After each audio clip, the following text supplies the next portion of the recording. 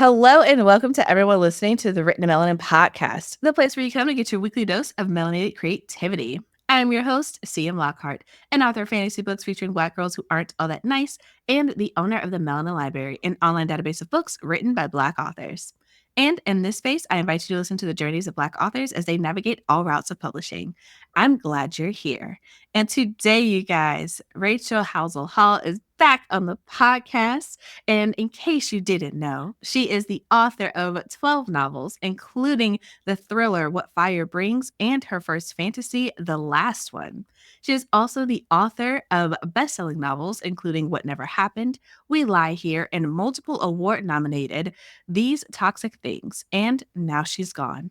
A two-time nominee of the Los Angeles Times Book Prize, Los Angeles native, Rachel is a former member of the board of directors for Mystery Writers of America and was a featured writer on NPR's acclaimed Crime in the City series and the National Endowment for the Arts Weekly podcast. She's got a lot of awards up under her belt, and she's back here for her second appearance on the podcast. Welcome back, Rachel.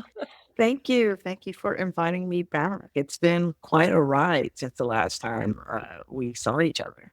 So I'm glad to be back on. Glad to have you back. Y'all don't understand that the last time we were on the podcast together, and if you listen to the episode, then you'll know this already, Rachel promised to send me a copy of her upcoming fantasy, The Last One. And you know what? I love people who come through on their promises because Rachel delivered. And so I've been able to read an early version of this book. And for those of you who don't know, The Last One comes out on December 3rd. So you have is it going to be out by the time you guys listen to this? Yeah. Oh, you guys don't have to wait, and I'm so excited. But in case this does come out beforehand, just go ahead and pre-order it. Let me go ahead and tell you, do that for yourself. Merry Christmas. But let me not sit here and ramble. Rachel, for those listening who this is their first time tuning in, they didn't hear the first episode of the podcast, could you introduce yourself for our listeners? Yes, I'm Rachel Howzell Hall. I write lots of books. My first love is crime and mystery suspense. And that's where the bulk of my career as a fiction writer, that's where I am. I ventured into Romantasy not accidentally. It was with great intention that I said yes. But Liz Platier, who is the publisher of Entangled, launched, as you know by now, because many of you have read Fork Wing by Rebecca Yarros. She launched Red Tower Books and asked if I would like to join her and write a duology. And of course, I said yes. And so the last one is my first romantasy. And so, yeah, I'm branching out into this new world and I am loving it. It's probably the hardest thing I've ever written, but it's fun and I'm learning. And I can't wait for you all to pick it up and read and have dialogue, and then pick up the second one that's coming out in August. So, yeah. That's a really quick back to back. Oh, yeah. Yeah, I'm actively writing the second one right now. I still get up at, 0 dark 30 to write. That's crazy. And wait, hold on. Rachel, I'm going to stop you real quick. I'm going to just stop you real quick. Here we go. We're not going to gloss over this. It's coming out in August. Yes. You have a release date for the second one already, and the first one's not even out yet? Oh, yeah. Oh, yeah. Red Tower is about it. It's about it. And you will probably get that book too. And then I'll be back because I also have a mystery coming out in May. So I'm busy. I'm very busy. I had questions queued up for you, but considering this is the second time on the podcast, we are going to deviate, okay? And that's not something that I normally do. But I want to talk about this because I think you were the first person that I've talked to where publishing has moved this fast for you. Because the last time we talked, you had two books coming out. You had What Fire Brings coming out, and then you also had The Last One queued up. And now, correct. If you're listening to this, right, the reason why I'm shook right now, right, is because fantasy generally, when you have a duology, they do not come out. August is 8, so that's 9 months apart. That's not even a full year. So normally with traditional publishing or publishing in general, indie publishing, not even don't let me gas you, right? Any type of publishing, you don't get the entire duology within a year of each other. Right. That's just, you usually have to wait a year, 15 months, 2 years sometimes before you get the second book. So how did this come about? How? Because you said that you were busy, but like Yeah. I'm shook And it. I'm still working my day job. Yeah, I'm still working my day job. Well, part of it is yeah, I know.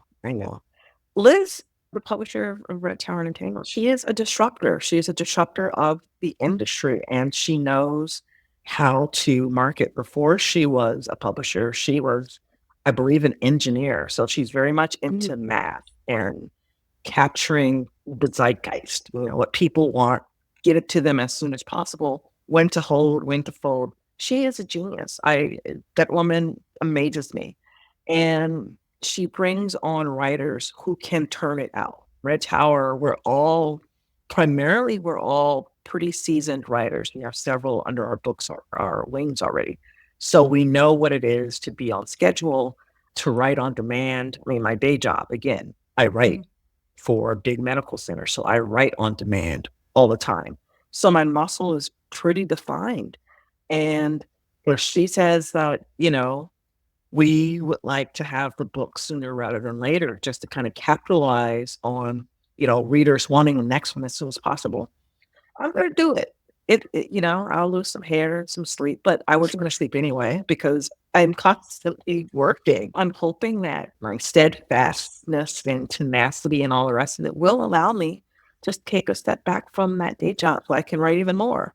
But I had a very, very solid outline for book number two. So that's one reason why I can, turn out the second one so quickly. And because she knows what she wants to see, she is a very tenacious editor at the same time. So it's like two crazy people working together to create this one book. And it works because she's obsessed, I'm obsessed. Together we're kind of unstoppable. And yeah, it's a blessing. Oh, I would love to be a fly on the wall of those conversations because I feel like that has to be really amazing to work with someone who's just as passionate about your work and what you're doing Yeah. as you are. Like to have, Yeah. because I know that publishing is so much like you have to have a really strong advocate behind your books to get Mhm, things done and to get mhm. things moving. And it sounds like Yeah. she really is that. So I love that for Oh, yeah. you. She is. And, I'm used to turning out a book a year with mystery. So there was already kind of that desire to be out there every year. So we're just kind of short 3 months with the last one, basically. That's crazy. So It's exciting. it I'm is. thrilled that this is happening I'm for excited me for you. personally. Yeah, thank you. Thank you. Yeah, I'm thrilled. Like most I like not mostly, but like I love your writing in general, you know Thank that. you. But it's also just seeing you thrive in a career where it's just like everybody doesn't get these opportunities. And I feel No. like especially I wouldn't say I'm a baby writer at this point because, I do have books out. I've talked to a lot of Yeah. people. I've seen things, right? But it's Yeah. also like I still consider myself very new to this Mhm. industry, right? And so to kind of see how it's shifting and changing and how even the things that were considered very normal at the beginning, it's just like, Yeah.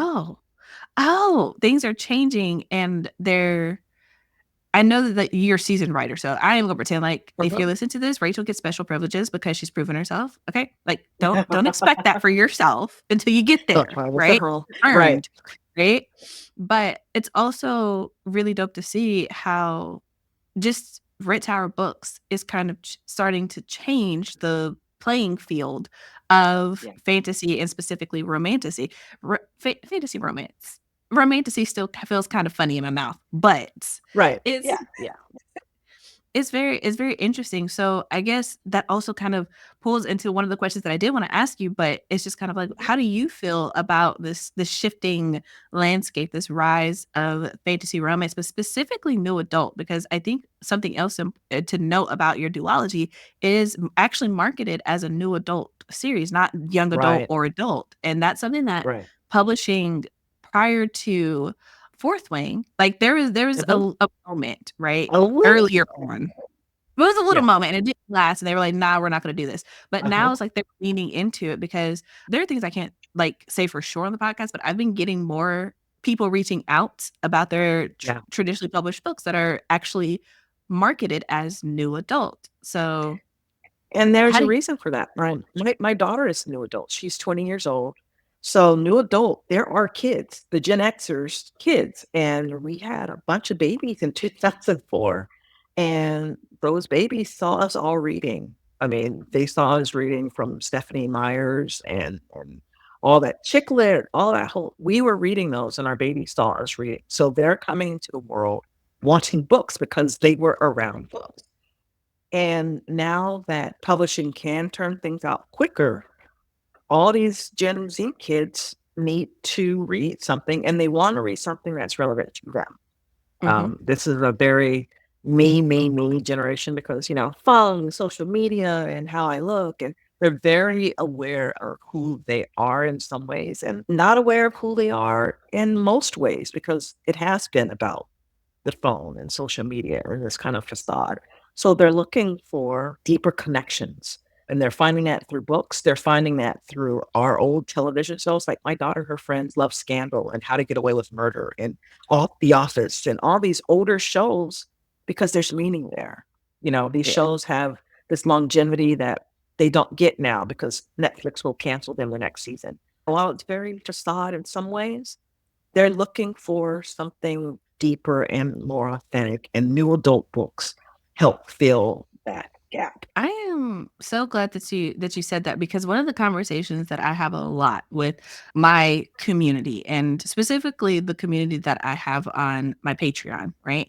We're very vocal in our Discord together, right? And one of the things that kind of comes up a lot is this idea that younger generations don't really have the same amount of books catered to them the way that we did. And I say we, having grown up, like I just hit 30, so I was growing up in the early in the early 2000s, right? Yeah, But it's just kind of like you mentioned, it's like we had the Twilights, we had the book that will not be named. We had, so many things that were catered to us. Like I also think about like Lemony Snicket and the series of unfortunate events, that Diary of a Wimpy Kid, all those great, kid books. Yeah, exactly. Like, and we had Goosebumps. Goosebumps, and then even like the lesser known series, like let's be real here, Sarah Dessen was also in her bag at that time, and she Yeah, so turning out a book a year. So it's just like a year. there are so many books that we had that were for specifically for teenagers, for us, and Yeah, across the board. If you wanted to read romance, if you wanted to read fantasy, if you wanted to yeah. read horror, there are so many things, and I feel like this Which current era. you probably noticed Disney and Nickelodeon and those kid shows were around the same time because there was Yeah. so much great IP coming in from all these, great books for this audience. Oh yeah, I also like I'm not going to get into it because this is obviously a writing podcast, but if y'all talk to me, one thing you need to know is that one of the things that I kind of noticed as an adult, because I've always had a love for like cartoons and animation and just Mhm. knowing what's in the world, and I realized that one of the things that's kind of sad to watch is like the deterioration of television for Yeah, kids, specifically for kids, yeah, because it's just like, yeah. Kim Possible had like 4 seasons and all those seasons Right. had like dozens of episodes, okay? Yeah. Proud Family, when it was on air, like, Oh my gosh. it was always on. There was always something Yeah. to watch, and then as a Black girl, you could also have so much representation. I mean, oh my gosh. It was And like an embarrassment of riches looking back. It's not anymore. And it breaks my heart. it's completely different, and it's kind of like I hate that because those shows taught us things in ways that we could enjoy because they weren't like, sure, they're kids show. Yeah, they're gonna be running gags. It's not gonna be high literature, right? Right. But there were still messages and things that taught how to navigate. And it also, one of the things that I kind of noticed is the dismissal of the parental and authority figure in a lot of Yeah. media. And I'm Yeah. just kind of like, Yeah. that's also super interesting because, again, another conversation that came up, and I'm ranting. I'm going to get off my soapbox in just a moment. But one of the things that I think people forget is just that, like, in a lot of the stories that we, the people creating the Mhm. stories now, grew up on, there was like a parental figure even in the young adult Yeah. books. And even if they were the antagonists, they weren't just straight up dumb, right? Because, like, we're Right. you brought Stephanie Meyer, so we're gonna harp on Twilight for this episode, right? But it's just like Bella still had her dad. Like she was doing all this stuff, but her dad was still there, and he wasn't There. a bad parent. He just had a Yeah. 17-year-old daughter who moved in with him the summer before, and they were trying to figure each other out. And Right. when he thought she was in danger, he tried to set boundaries. He tried to help her. And I feel like in so many mediums, especially in YA now, there's this removal of the parental figure, Mhm. and there's this Mhm. push for like, oh, let's put them in college. Like so they're Yeah. still young enough to be high school maturity, but they have a certain level of freedom. And I'm getting down a rabbit hole, but But, I mean, that's your first relationship is with your parent, yeah. and that's where your first kind of antagonist is. It's a very especially for literature, it's a very important figure in most stories that we grew up with. If it wasn't directly a mom or a dad, it was a grandmother, it was some type of and they were, either cast as witches or evil stepmoms. There was some type of, authority figure that helped build that trauma that every good book needs. And Yep. you're right, by removing that, I mean, even Charlie Brown had the wah, wah, rah, rah, rah, Hmm. as some type of pushback, as some type of presence in those stories. Hopefully, writers will see just how rich that relationship is or lack of. I mean, even a missing parent is drama, but just how important that is to drive story.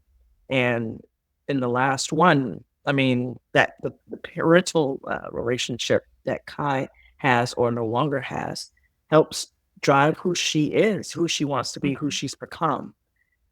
And, in the second book, the same is true, where she's trying to figure out who she is because of what she's done, what relationship she's missed from either not having her parents there or how they were there and how she either banished them or tried to bring them into her life. So it's I don't know. I think kids are not as fortunate. They have everything at their disposal. They can get anything they want quickly, but we learned what classical music was by listening to, watching Bugs Bunny. And Yeah. even though in some ways it doesn't, directly affect our lives, we have so many references that we can pull from watching Looney Tunes in the morning than what kids do, you know, or watching TikTok all day, which is TikTok is great, but it's different. We called it art back then and not content. There's for people who deal with words like we do, there is a difference between art and content. Oh, there's a word in there. There's a word. I'm gonna say this because this was the thought that came first, right? And I think the difference with this generation of TikTok, because this is not a slam against TikTok. I actually really enjoy TikTok, right? But the thing is, we and I say we collectively, right? But prior to this age of social media that we're currently in, we were all watching the same things. That's why you can hear certain things. And like if you hear Kim Possible ringtone, you know what a Kim Possible ringtone is, and I didn't sing a tune. Okay. Like there's a reason why all of us can repeat the words to certain theme songs because it's like it was even though we were in different places, we had a shared experiences. And there's this question that people always ask where it's just like, did we have the same childhood? It's like, yes, we did. Even though we were in different places, living different lives, there were things that connected us. And I think what's hard about TikTok is so individualistic. It's so for you, what you see on your For You page is going to be different than what your friend sitting right next to you in a very similar life is going to see on their For You page. And it kind of disrupts this idea of us being all here at the same time experiencing things. And I think that's why books have kind of a lasting That's what I was about impression to say.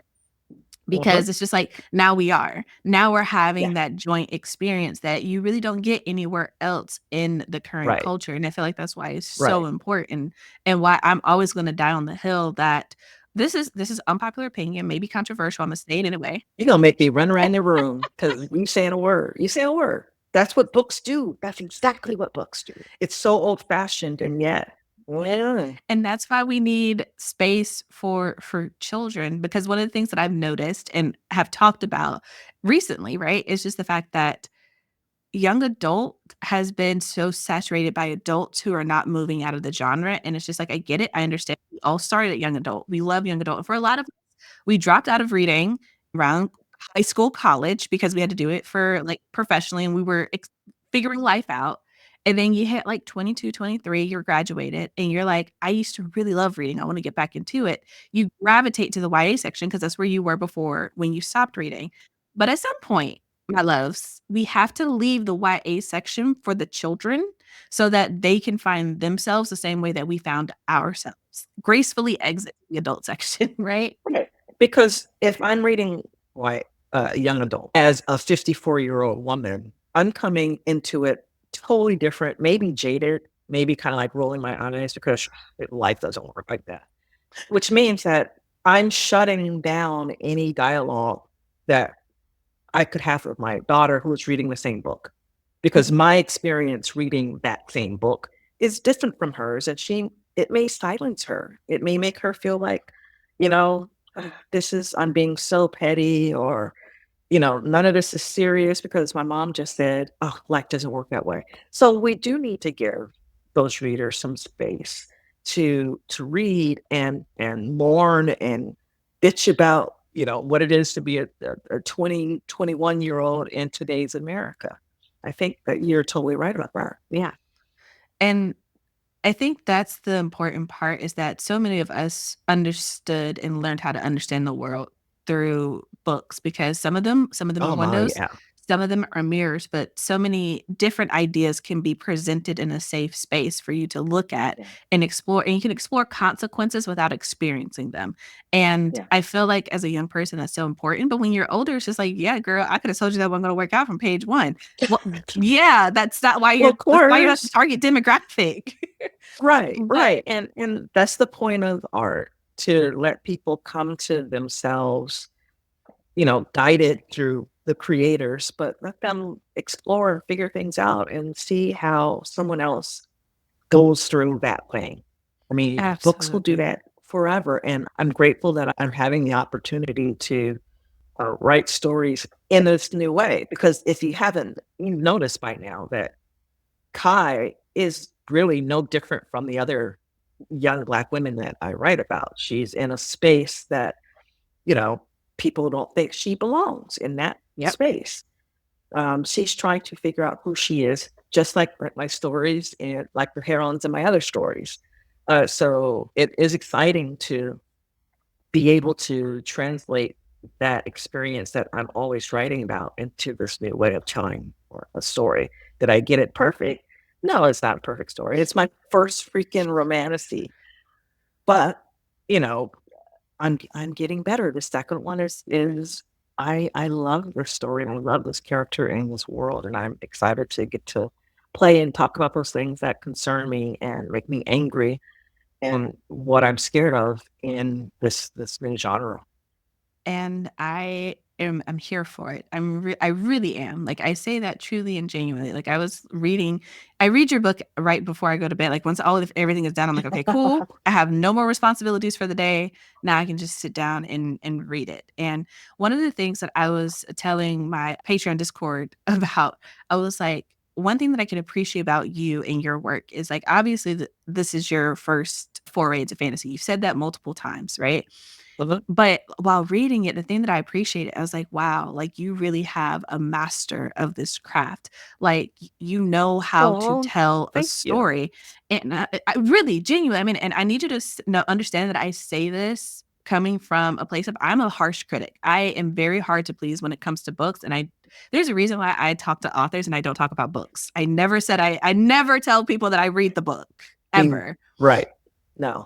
And I So was actually scared to come on their second part because I know that you are like a reader and a writer and you know their stuff. And so I'm like, I mean, if it wasn't it, I would tell you. And it's just one of those things where I was just like, from the very first page, you know how to tell a story. You know how to craft yeah. a world. You know how to pull the reader along at a pace where it's just like, yes, this is what I want. Because I'm going to tell you this. And if you're an author and you hear this and it ruffles your feathers, take that to Jesus, sit with it, and meditate on it with your therapist. Okay. But I'm going to Oh, say let's go this. that. Let's go there. I'm going to say this, right? Pacing is important, and you need to treat your reader like they have other things to do. And you need to move your story and engage your reader from the very first page. And it's not just, okay, now you're hooked. Now I can take my time. No, it's like, now you're hooked. Let me keep you on this hook until I reel you in at the very end on the last page. And I feel like what you do really well, Rachel, is this story, first page, you're moving. You understand. And the thing is, you treat your reader like they will understand. And I appreciate that so much, because I feel like so much of fantasy lately has shifted to this. I'm going to handhold you. I'm going to explain Yeah. everything to you along the way. And you're like, you're here, babes. I'm going to assume that you understand how this works, and we're going to go on this journey. Right. And I Yeah. love that, because as someone who's Thank you. not impatient, but I like to enjoy my stories, it's like, treat me like I understand. Treat me like I will follow you. Treat me like I can read, like I'm where I need to be mentally, emotionally, spiritually to read the story and get the most out of it. And yeah, I love it. I love it so much. And I Thank just wanted to give you. you your flowers, because everybody can't do that. Everybody can't do that. Thank you. I think that comes from my suspense, mystery, crime, thriller background, where you got to keep moving and give people just enough to get it, and trust that they're quick and smart enough to, like, okay, I got it. And if not, I'm sure she'll kind of make broaden the world a little bit so that I get a better understanding of what she was saying. Eh, Sometimes it works for me, sometimes it doesn't. No, I mean, I feel like that makes sense, because one of the things that I personally took so much from is I did Masterclass, right, for like a year. Oh, I love Masterclass. It's been a while. I probably could do it again and get some new lessons, right? But one of the lessons that I took in the very beginning was one from Dan Brown, and he writes I thrillers, took that one. obviously. Huh? That And one. one of the things that he said that really kind of sat with me, right? And it wasn't anything in particular. It was just the fact that he was very clear, like, yes, I write thrillers, but what I'm telling you can be applied to any genre. And I feel like that Uh-huh. is such a small nugget, but it's so, so, Yeah. so important for so many authors, where it's just like, yes, you have to read in your genre to understand what your genre is about. But there are so many other things to learn from other genres and authors Um, who write outside of what you write, that you can take and pull and be like, oh, less. this is what makes this story great. And Mhm. I know this is such a millennial reference, but follow me, right? It's very much it's very much the same approach that, Uncle Iroh takes in Avatar: The Last Airbender, right? Ah. The reason he's Uh-huh. such a strong firebender is because he pays attention to how earthbenders been, how waterbenders been, how Yes. airbenders do it. And he literally, if you need the handholding, he teaches you that in like book 2, I think, when he's teaching Zuko how to like redirect lightning. So like go back and revisit that. Yeah, But I think is so important, because it's like, that is even though great. he writes, he's solidly a firebender, right? He ain't never gonna bend in Uh-huh. water a day in his life, right? He Right. still can learn from the other nations. And I think with authors, it's the same thing. I don't care if you write fantasy. I don't care if you never plan to write a thriller a day in your life. Read one. See how the pacing Yeah. works. See how the suspension works. Read a mystery. See how they build up to it. Learn what a red herring is. Read a romance. See how they write character chemistry. There's so Uh-huh. much to learn. Read You widely. should read and promiscuously. I mean, as I was preparing to write this book, and even as I'm writing the second one, I'm still reading. Robert Jordan is my between Robert Jordan and N.K. Jemisin. They're my fantasy North Stars. But then I'm revisiting erotica again. I'm visiting, Sun romance again. I've always read historical, like, the true crime, and even I'm into like these. Oh, it's called The Wager by David Grant. I'm very much into shipwreck, discover or ships that go on to discover, new places and getting N wrecked and then eating each other. I love those kind of those weird historical. eating them each other. Yeah, but they're like these weird random stories about old shipwrecks and blah blah blah. But my point is, I'm a book slut because every single story has something in there where I can um, apply later with how I'm telling a story, or some random reference that you keep up here that when it's time for it to come out, it's like, oh, there it is, because I read that book about, you know, that ship going to Antarctica and they ate each other. Things like Yeah. that writers should have. We should have all kind of crazy things up in here. Oh yeah, absolutely. One of the phrases that I took from my time teaching, which if you've been on the podcast, you know I hated teaching, so I'm not going to get into that. But one of the things that I took from it was you have to have a bunch of tools in your back pocket, right? And Mhm. every day they're basically teaching you how to make it through a school year, right? It's like every day you go in, you're learning something new. You're picking up new skills, and there are things that only you can pick up from your experience of interacting with the people who are in your room who are your Yeah. coworkers. There are specific Yeah. skills that only you can pick up, but then Mhm. as you go along, as you teach, they go in your back pocket and you have references. That's why when you're a first year teacher, they're like, it's hard because you don't have anything in your back pocket. You have no reference Yeah. point for anything. But by the time you're in there for 5 years, 10 years, it's like you've got a whole slew of things in your back pocket where you can pull out. And it's just like, this Yeah. is what they're not going to teach you, right? This is what they're Yeah. not going to teach you verbatim in a classroom. And bring that up because for authors, I feel like so much of that is the same thing. Like you have to Mhm. experience things. And I think a lot of times we refer to it as our creative well, right? But also it Yeah. has to be in your back pocket. That's Yeah. how you fine tune your voice. That's Uh-huh. how you make your stories unique. It is literally Yeah. something that you experience that you're like, oh, and it influenced you, it inspires you, it Yep. leads you to create something Yeah. that you would not have been able to create otherwise. And I feel like it also lends to this idea of there's some stories you can't write right off the bat. Sometimes you have to live long enough, That. experience Oh enough, my gosh. and come back Yeah. to it. I look back and that's why it's like this whole opinion of if you're old, you can't write. No, some of the best writing is from older writers because you actually experienced some life. I look You've back lived. at my stories. Yeah, you've lived, live, live, as Auntie Mame says. See, Auntie Mame, great, great movie.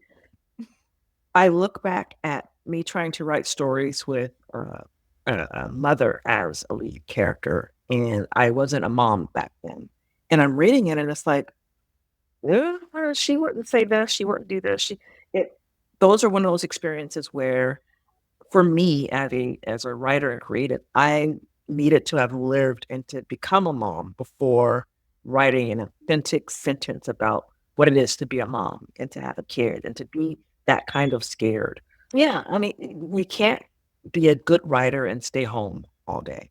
I mean, that was one of the gifts of me being a day jobber, where I had to have experiences with other people and having to sit in meetings where one person is kind of thrown on and on and on, and the battles about the fish in the microwave and all these kind of random things that only a work life can give you. It was Yeah. important. Writers, we have to be out, even if we're just sitting quiet in a corner, we have to be out and hearing people speak and seeing how the sun works in different parts of the world and, just taking it all in and sometimes being angry about it. I always say, oh my God, I hate people. That's why I kill them in my books. But I only know that because I'm around them and I hear just how ridiculous they are. It's like, oh, you are a great victim. I gotta do something to you. It's important. There are no easy ways to get to that point. You have to live and you have to read and you have to write it over and over and over again, do stories until they actually work. There are stories that I didn't know how to write that took me 20 years to say, oh, now I know how. Mentioned that last time that I was here. There, a story that didn't get published after my very first book back in 2002, it was rejected. And it wasn't until 2018, 19 that it actually became a book and part of the book that was nominated for an LA Times Book Prize. It took me that long to learn how to tell that story. But, as writers, we have time. Stories don't expire. Well, good stories don't expire. Ooh, ooh, you see the caveat there? Good stories don't expire.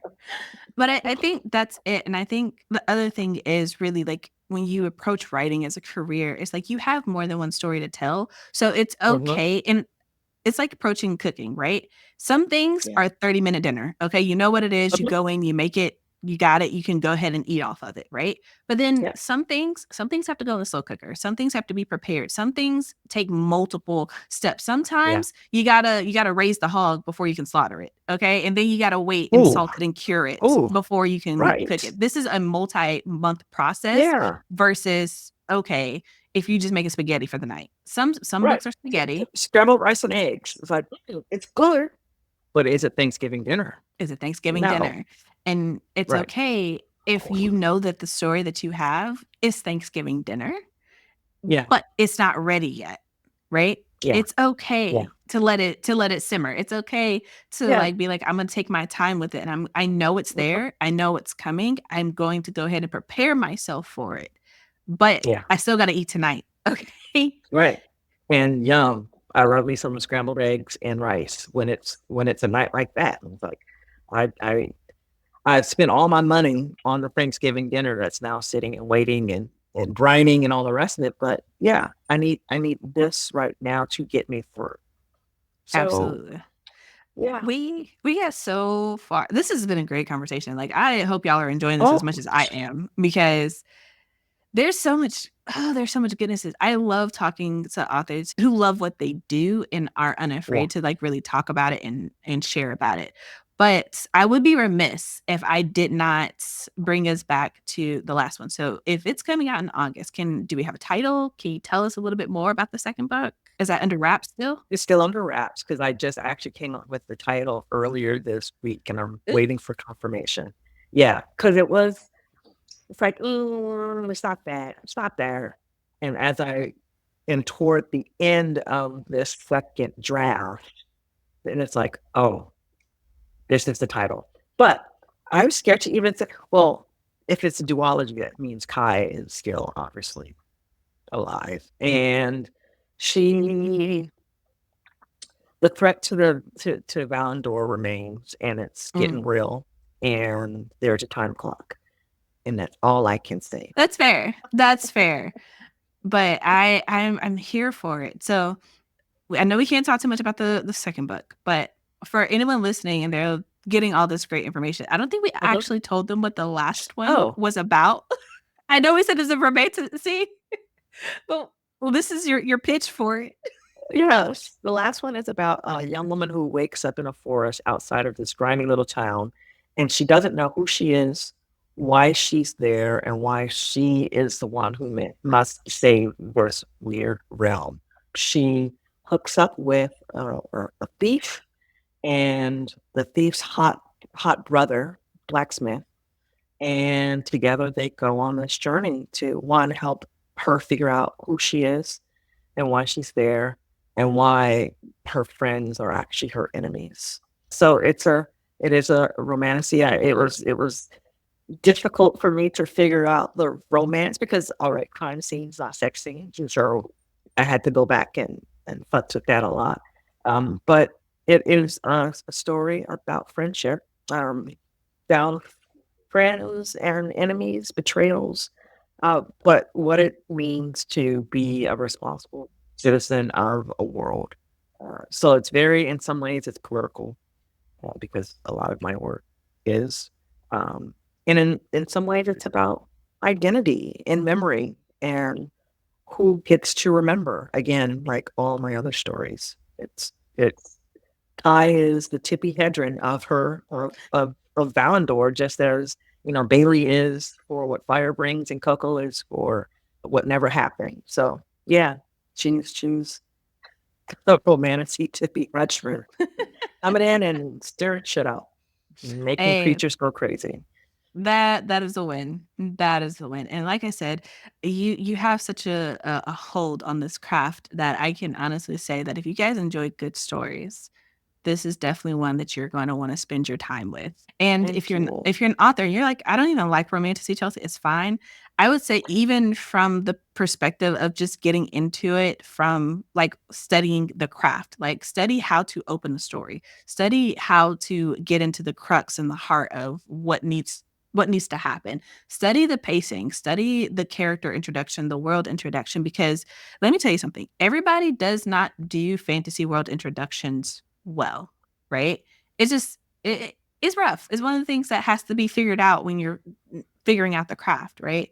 Yeah. But at least for me and my taste, right? I enjoy being immersed in the world and understanding it through the characters versus very lengthy paragraphs explaining to me what the world is. Same. So if you are pulled to that, then again, get into this. I feel like whether you are getting into it purely for the reading or you're getting into it from the standpoint of an author who wants to write fantasy, romance, or just a good story in general, this is definitely a book that you can pick up and glean something from. So that's my 2 cents. Better how you like. Thank you so much. Oh, well, Because I'm part of the reason, and I'm gonna be like 100,000% honest with you. Part of the reason why I don't finish a lot of books is because when I start them, I'm like, this isn't adding to my creative flow. I'm not getting any yeah, tools to add to my back pocket, and yeah, I'm not if I'm not having fun with it, if I'm not growing from it, if I'm not gleaning anything that I can then be like, oh, this is feeding me, I don't finish it. And if I don't finish it, then yeah. I don't talk about it because one thing I'm not going to do is I'm not going to get on the internet. And I'm not going to bash a Black author. That's just not what I'm Thank going you. to do. On behalf of all of us. Yeah. Yeah, And, because and it's sport. People think it's, they one up each other on being awful and forget that there are actual like living human beings behind those words and how even if it's reviews are for the reader, but it still hurts. It, it's still, you know, people, it's painful. yeah, people are still people. And I think, at least for me, I can also acknowledge that for me, at least, it's because if I already have that tool in my back pocket, I'm not as enthralled with it the second, third, Mhm. fifth, eighth, 10th time, right? And there are too many books in the world to like And just read something for you. Yeah. right, and there are too many books. I could read a word a second, okay? A sentence a second, a book a second for the rest of my life, and I will never read every book there is to read. So, Yeah.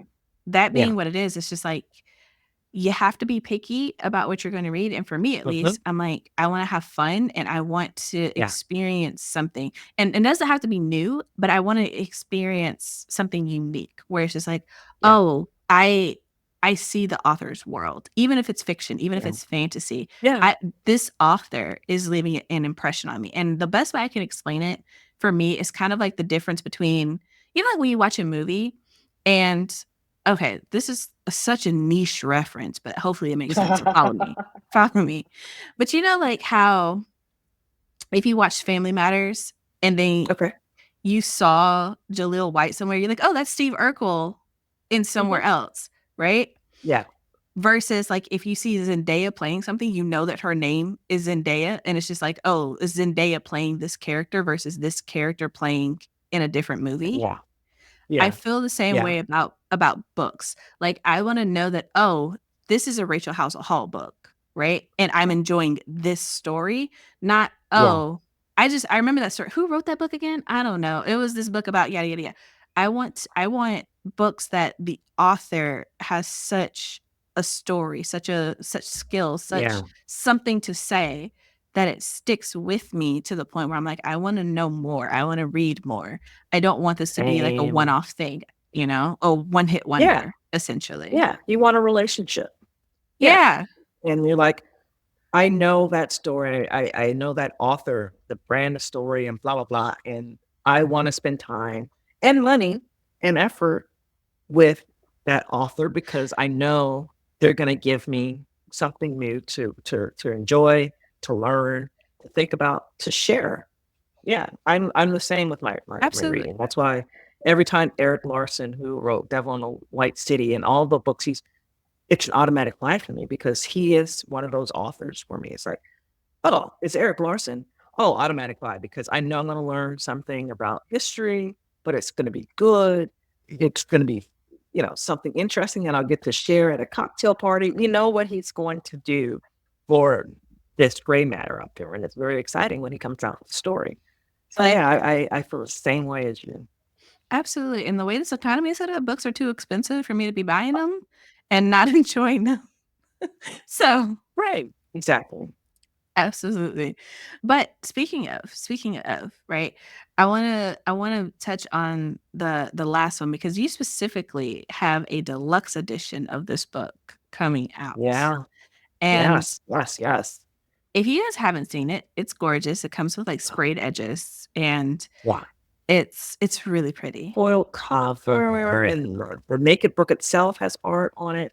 It's a gorgeous book. It's absolutely it's stunning. I mean, the box that the arcs come in these boxes, and even the box is beautiful. It's a lovely experience that Rivers wants to give readers because she knows, again, as a math person, she knows how much books cost. So it's like, well, if you're going to pay this much for a book, let's give them an experience along with that. And Eh, I'm thrilled. It's gorgeous. I am excited about that. And because it really does feel like you're getting, I don't say more bang for your buck, but you're really getting your money's worth, right? Yeah. And one thing that I love, and I'm not going to ruin it for anyone, but I also love that the image on the cover actually directly ties into the story. With And what it's not just like an abstract, oh, this is just art. pretty. It's not, Yeah. let me tell you, it's not just eye candy. When you read the story, it actually does tie into it. And I feel like I need to mention that because I ain't gonna lie, I also have books on my shelf where the cover is not indicative of what's inside. So I just want you guys to know that. But I also was wondering, like, what what was it like getting that for your book? And I know that this is like your first fantasy, but how has that affected your marketing? Because I know that has to be different than trying to market a thriller. Because it is very visual, it's all this is unfamiliar to me. Mm, This whole thing is so different from the mystery, crime thriller thing where it's very much aesthetic.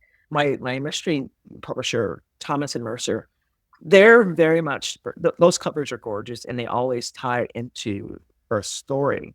So I think I'm spoiled in that way where I come in expecting the publisher to work with me in terms of the mm, iconography on the books, because I am also very visual. My husband is a creative. He's an artist.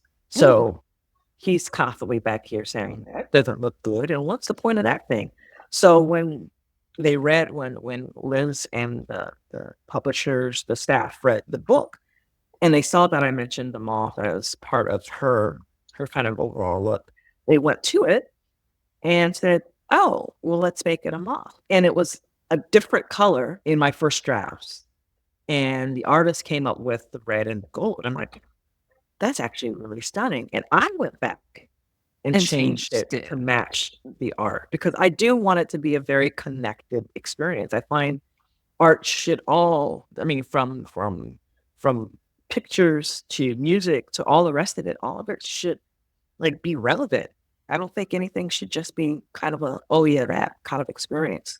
But in terms of the other for marketing, Red Tower, it's beyond comprehension just how all connected they are and the brands that they want for each book. I go into Target or Barnes and Noble just to look at the physical books that they put out, and they're all just very, very thoughtful.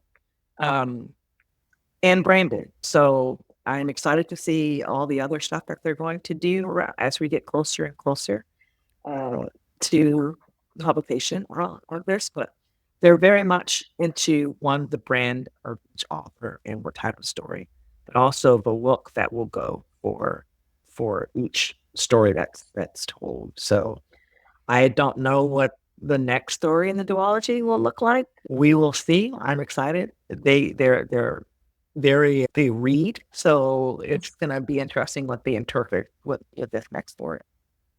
Look, as long as it matches, I'm good. I'm good Yeah, because yeah, I love beautiful covers that match, especially when they're in the same yeah, series. So yeah, that's yeah, my only yeah. caveat. I don't know. I know that nobody cares what Chelsea has to say, but that's my only request.